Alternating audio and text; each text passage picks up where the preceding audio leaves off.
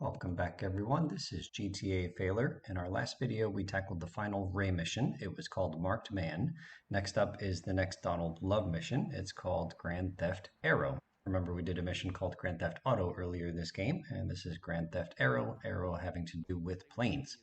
Okay, so here in the cutscene, Donald is referencing the packages that were recovered in the water that were dropped by the Dodo in the mission A Drop in the Ocean. So the premise here is that the packages were just a decoy, and the real thing that Donald Love was after, which is not revealed here or anywhere in the game, is was actually hidden in the plane, and so he wanted to go pick it up, retrieve it at the airport, but it was seized, and so he bribed somebody, and now we just have to go get it back, and it's going to be protected by Colombians, and all heck is going to break loose.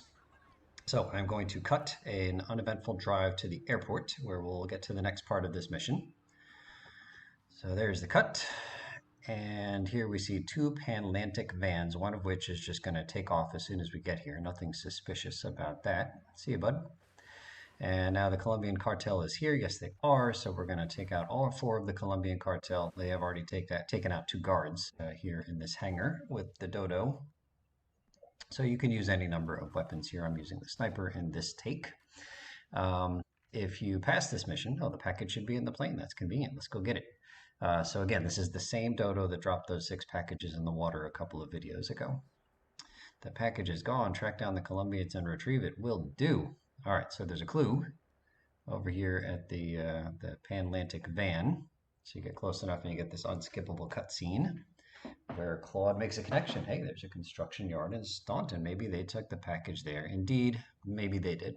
So I'm going to blow up this van just to show you that you don't fail by blowing up this van now that we've gotten the clue, but in a later clip in this episode or this video, I will show you blowing up that van before getting the clue, and you fail if you do that. Okay, I just cut an uneventful drive back across the bridge to the construction site, and I'm going to tackle all these Colombian guards like kind of vanilla style. I'm going to take some damage here because I actually don't know where the Colombian guards spawn. I'm sure it's the same every time, but I've literally never done this mission this way. I'll show you a speedier strat soon enough in this video, but yeah, I'm getting wrecked here because I don't know where these guys hide. If you pass this mission, you get 50,000 bucks and access to the next Donald Love mission, which is called Escort Service. And passing this mission also unlocks the second chain of missions for Asuka. The next Asuka mission will be Bait. So it's kind of weird. Asuka has 2 separate chains of missions. The first 5 Asuka missions were the first chain, and we've already done all 5 of those. And then the second Asuka chain is unlocked by completing this mission, and that second chain has 4 missions, including a cutscene mission. And Asuka's mission marker in the first chain is over at her condo, but for the remaining missions for Asuka, the mission marker is going to be right here, literally right here, where we're in this crane on ground level. Okay, here's a second cutscene, second major story cutscene. This is skippable, but we'll let it play here. And oh my goodness, I can't believe it. This is Catalina's first appearance since the opening cutscene 91 videos ago. It's crazy. It's crazy. And that's Miguel as well. So Miguel was also featured in that cutscene where Catalina, the 3 of us were robbing a bank. Miguel was there driving the Banshee, and he was there coming out of the bank. And this is the first time we're seeing Catalina since then. Miguel actually is somebody that we're going to talk about. I'll read from the wiki about him later on. Asuka here says that she knows that the Colombians killed her brother Kenji, but actually Claude is the one that killed Kenji. We did it for Donald Love, but Donald insisted that we drive to the top of that parking garage in a cartel cruiser to frame the Colombians so that the Yakuza, and Asuka in particular, would think it was the Colombians who killed Kenji. So Donald Love is playing 4-dimensional chess over there. My goodness. Okay, so this mission isn't over after this cutscene. You just have to drive the package.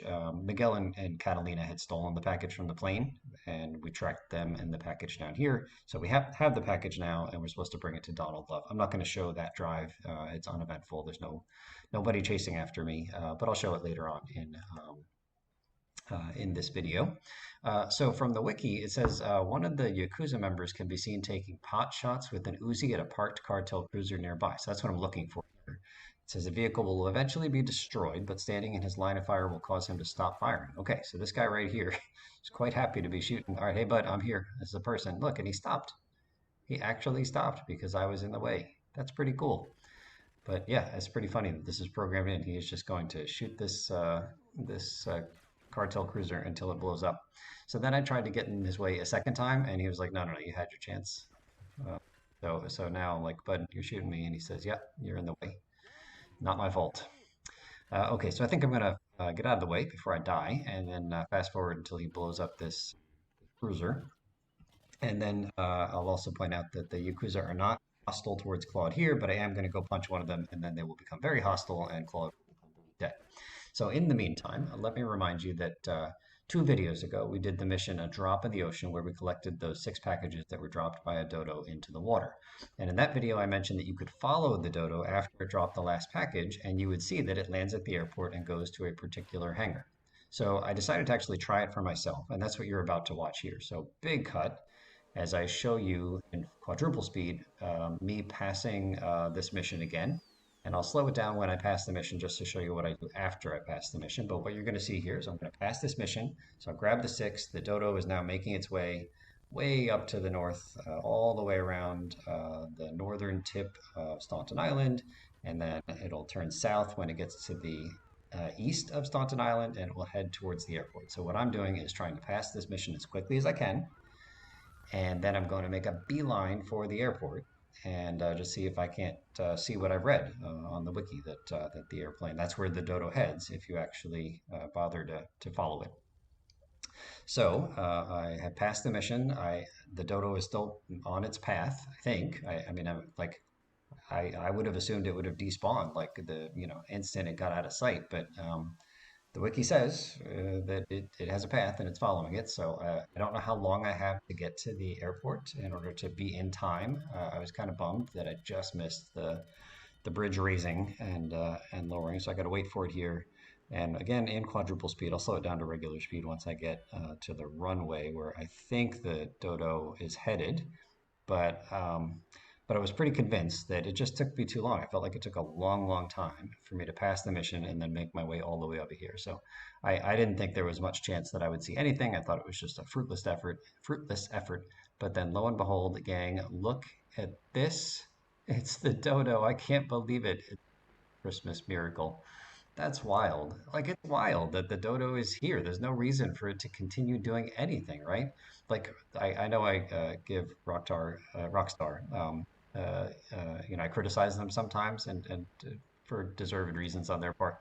But this is a really nice thing that they programmed in. They didn't have to do this at all because, like, for anybody to actually see this, to like notice that this is a thing, they have to quickly finish the drop in the ocean mission after the Dead Dodo dropped off the 6th package. You can't take your time there because I just barely made it here. And I finished quite quickly a drop in the ocean. And you got to book it. I was in a sports car. Book it over to the airport and then just get there in time.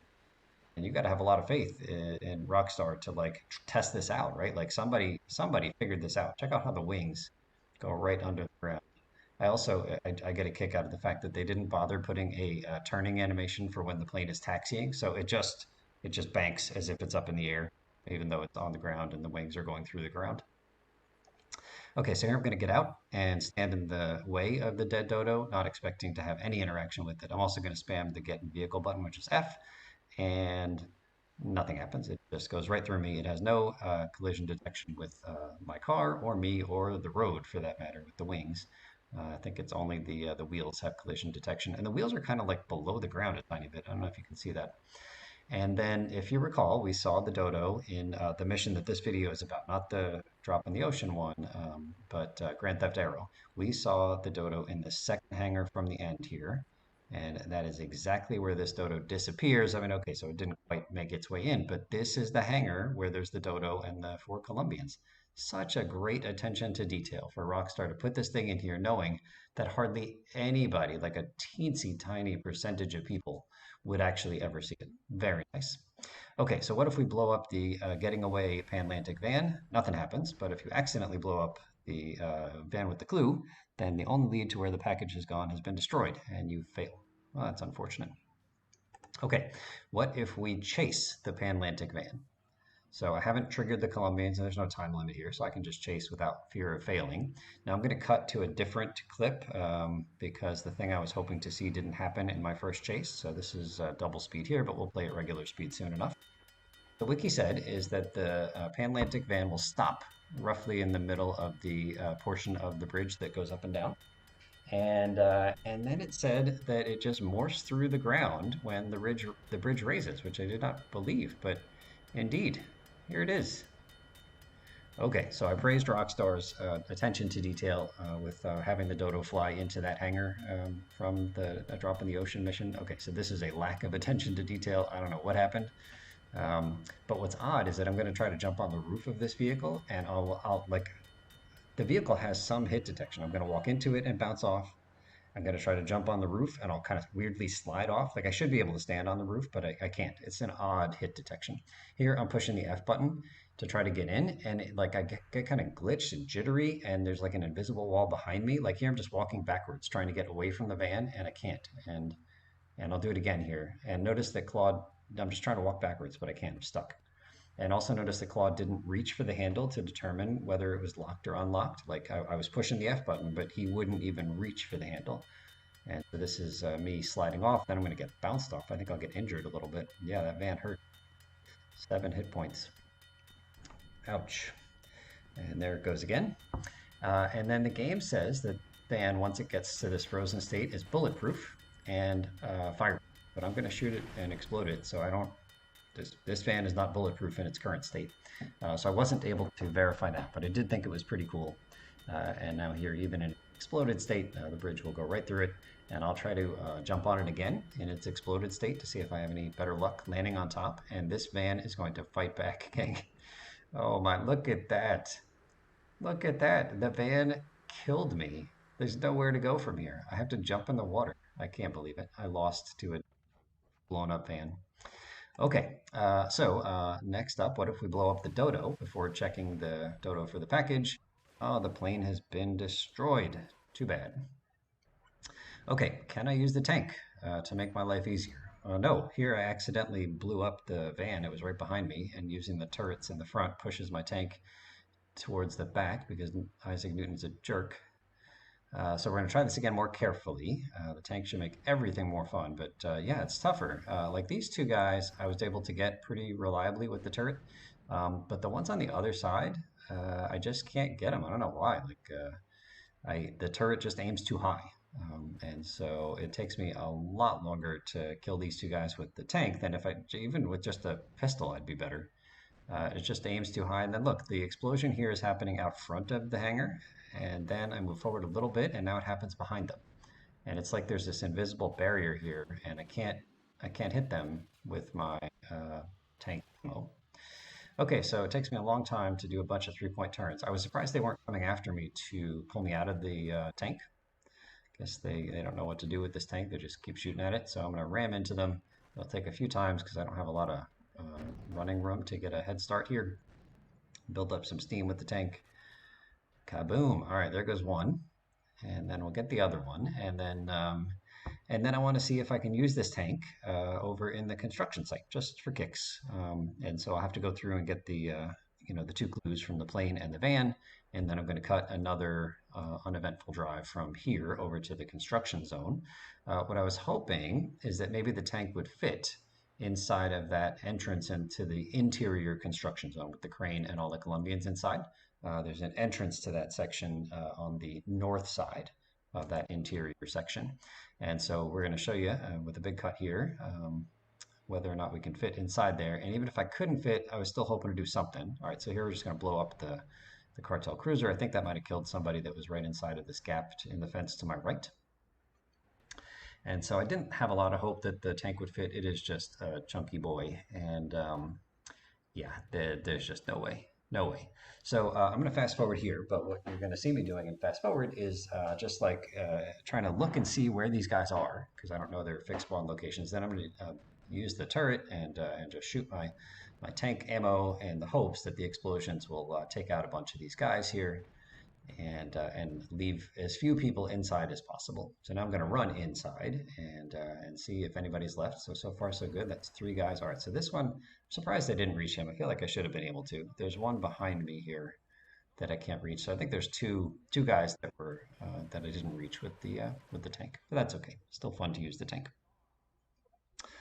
Okay, here I'm going to show you a speedier way to get to the blue marker once you're at the construction site, and it involves hopping on that fixed cartel cruiser. So that's what we're going to do next. And then we're going to hop on the shed, and then we're going to hop inside the blue walled fence there, and then oh, you got to have a tiny bit of run up on the cartel cruiser to make this jump. And then we're not going to shoot anybody. We're just going to make a beeline to the marker. So we were at 100. Yeah, we took some damage, 56 points. It's usually not that bad. But anyway, that's the quickest way to do it. Okay, so here's my challenge. Can I stay in my vehicle and take out these four Colombians? Now, this first guy on the front left has an M16. So he was the target, and I think that my taxi bounced off of the corpse of the guard, which made it so that when I did the drive-by trying to hit the guy with the M16, my taxi was flying up in the air. Um, okay, so here is my final attempt, and I'm just using the fast forward cheat, the double speed cheat in the game, just to speed up this uneventful trip to the airport. So the challenge is in two parts. So the first part is can I kill the folks in the hangar without getting out of my car? And then I'll explain the second part when we actually accomplish the first part, and a couple of pieces of info about this mission. So if you pass this mission and you haven't yet completed the Asuka mission Two-Faced Tanner, then Two-Faced Tanner will become permanently unavailable, and that will prevent you from getting 100%. So make sure you do Two-Faced Tanner before you do this mission. You can do this entire mission with a wanted level, no problem. After we get to the construction site and get to that cutscene, there will be a new hole in the fence. Presumably, Asuka and the Yakuza have busted in there to take over from the Colombians. So there's a new hole in the south side of the fence for the large construction area, not just the interior construction area. The rest of the missions for Asuka again are going to be in that crane that we were in during one of the cutscenes. Okay, so coming up, all right, let's read some more from the wiki. The fact that the contents of the package are never revealed, coupled with the fact that everyone wants it, not just Donald Love, but also Catalina and Miguel, is a possible reference to the briefcase from Pulp Fiction. This is me turning off the double speed cheat. Okay, and again, my goal is to kill all four of these guys without getting out of my vehicle. So focusing first on the guy in the front left. Where are you, bud? All right, so I knocked him down, but I didn't kill him. That's kind of scary. All right, we did a drive-by there, and then drive-bys on the other side. Easy. Okay, so now we'll check out the plane. I think I might also check out yeah, so take a look at the blood spatter here because there's something in the wiki about it. It says that the splatter of blood around the security guards is the same as the splatter seen during Canbu bust out and also in Vice City in apartment 3C. Pretty cool. Okay, and then after the mission, Yakuza members can sometimes spawn around the construction site, engaging in shootouts with any cartel members that would also spawn there. Okay, so what is part two of the challenge? So part two of the challenge is to take this dodo back to the construction zone, but additionally, I want to land not just in the construction site, but in the interior construction site. Basically, I want to land like right at the crane and not have to fight any of the cartel and just walk right into the blue marker. So that's the hope, and it is made more challenging by the fact that I'm not all that talented at flying the dodo, but I'm getting better, getting better. Okay, so a little bit about Miguel. He's voiced by Al Espinosa, who has appeared in a number of TV shows like NCIS and House and Law and Order SVU and NYPD Blue. Doesn't look like he has any other video game credits here. He was originally born in Cuba, but he is a Mexican actor and voice actor. Okay, so he does the voice of Miguel. That was the guy that we see in this cutscene here. All right, come on, GTA Failure, nail this landing. And kaboom. That's perfect. Perfect. Okay, so we took 7 hit points of damage, and that's not too shabby. Like how the cartel members casually walking in front of me in the cutscene as I wait for the elevator to move up. All right, so then here I decided that I would make this wonderful hybrid vehicle. It's not the prettiest thing to look at, and the mileage it gets isn't great, but it is unique. We'll say that.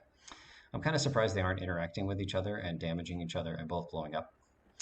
Miguel was born in Colombia and at some point prior to 1998 moved to Liberty City. Oh, because he's in, let me read the beginning part from the wiki. It says that Miguel is a main character and the tertiary antagonist of GTA 3, and he's a minor character in Liberty City Stories. He is co leader of the Colombian cartel along with Catalina and is involved in the gang's narcotics trade. Okay, so at some point before 1998, that's the Liberty City Stories timeline. Miguel moved to Liberty City, where he joined the Colombian cartel and soon became a prominent member of the gang. Okay, so I'm not going to read about his stuff in Liberty City Stories, and I'm actually not even going to read about the GTA 3 stuff because we've said it before. We saw him in the opening cutscene with robbing the bank, and I'm just going to jump down to the mission count. He appears in, oh, he was in Cutting the Grass too, right? He was talking to Catalina and Curly Bob in that one. Okay, so in GTA 3, he appears in 7 missions altogether, including one where he's referenced off screen. So 7 missions here in GTA 3 and 1 mission in Liberty City Stories. And I will say that Miguel is, reading from the wiki trivia, Miguel is one of only 3 antagonists in the GTA series to be introduced before the protagonist. So in the introduction cutscene in this game, he is first seen driving a Banshee towards Liberty City Bank. And then after we see Miguel, we see the protagonist, Claude, destroying a security camera in that same cutscene. The only other 2 antagonists who appear before the protagonist are Catalina in the same cutscene in this game, and then Sonny Forelli in Vice City. Thank you so much for watching, and we'll see you real soon.